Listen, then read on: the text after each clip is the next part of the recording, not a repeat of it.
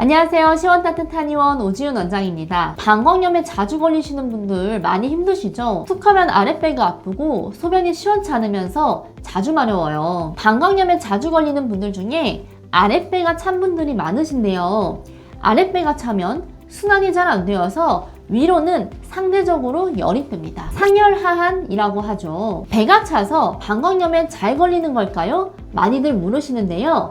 당연합니다. 아랫배가 따뜻해지면 방광도 튼튼해지고 순환이 좋아지면서 위로 뜬 열도 줄어듭니다. 오늘은 방광염을 치료하는 아랫배 냉증 개선 방법과 방광염에 좋은 약재 한 가지를 추천드리겠습니다. 아랫배 냉증이 있으면 왜 방광염에 잘 걸릴까요? 방광염은 외부에서 균이 들어와서 소변에 문제를 일으키게 되는데요. 대부분 소변이 나오는 요도를 통해서 균이 유입이 됩니다. 화장실 휴지나 비데, 성관계 등 접촉이 많은 부위이기 때문에 외부 자극의 영향을 많이 받을 수밖에 없어요. 보통은 내 방광의 면역력이 튼튼하기 때문에 나쁜 균이 들어와도 꿀떡 없습니다. 그런데 면역력이 떨어지면 사소한 자극에도 방광이 반응하게 됩니다. 염증이 심해진 상태라서 소변 볼 때 아프고 따갑고 소변이 시원치 않은 건데요. 그러면 이 면역력이 왜 떨어지는 걸까요? 아랫배 냉증이 있으면 면역력이 떨어집니다. 아랫배가 차면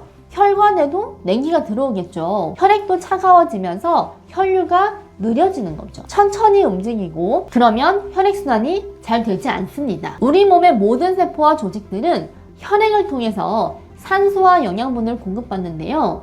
산소와 영양분을 가지고 에너지를 만들어내고 그 에너지로 장기들이 일을 하는 거죠. 그런데 혈액이 제대로 못 가면 장기들이 일을 못하고 냉증이 생기는 겁니다. 그래서 건강이 좋지 않은 장기에는 냉증이 생깁니다. 그래서 만성 방광염 환자분들이 아랫배가 찬 분들이 많은 거죠. 영양도 제대로 공급받지 못하니까 면역세포들도 비실비실합니다. 면역세포들이 일을 열심히 해줘야 염증도 빠르게 없어지고 방광세포들도 빠르게 재생이 될 수 있는 거죠. 그래야 방광의 방어막이 튼튼해질 수 있는 거죠. 그리고 아랫배가 차니까 방광 기능이 약해집니다. 그래서 조금만 피곤하면 아랫배가 뻐근하거나 소변이 안 시원하거든요. 검사해봐도 염증 수치가 높지 않다 하는데 소변 보기 불편한 증상들이 많이 있어요.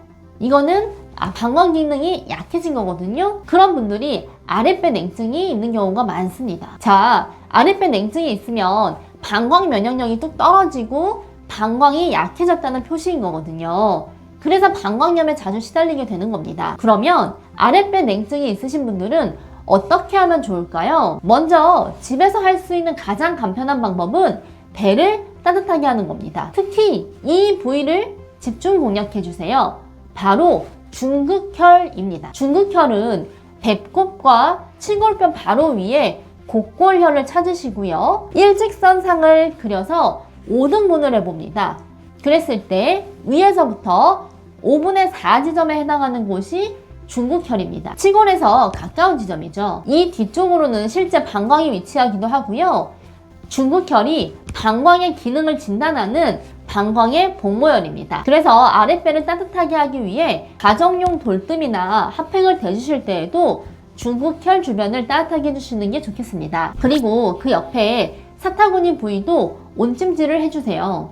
사타구니로 림프선이나 혈관, 신경들이 지나가기 때문에 그 부위가 풀려야지만 혈액순환이 좋아질 수 있습니다. 그리고 방광염에 자주 시달리는 분들에게 추천할 차가 하나 있는데요.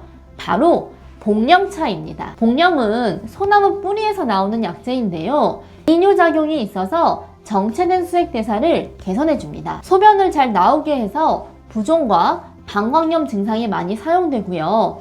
폐기관지 질환에도 좋아서 가래를 제거해주는 데도 효과가 좋습니다. 조선 왕들 중에서 가장 장수를 했다고 하는 영조도 복령차를 즐겨 마셨다고 하는 기록이 있거든요. 그리고 불안한 마음을 안정시켜주는 효과도 좋습니다. 그래서 아랫배가 찬 분들이 위로 열이 뜨면서 잠을 잘 못 자는 분들이 많으신데요. 그럴 때 복령이 도움이 됩니다.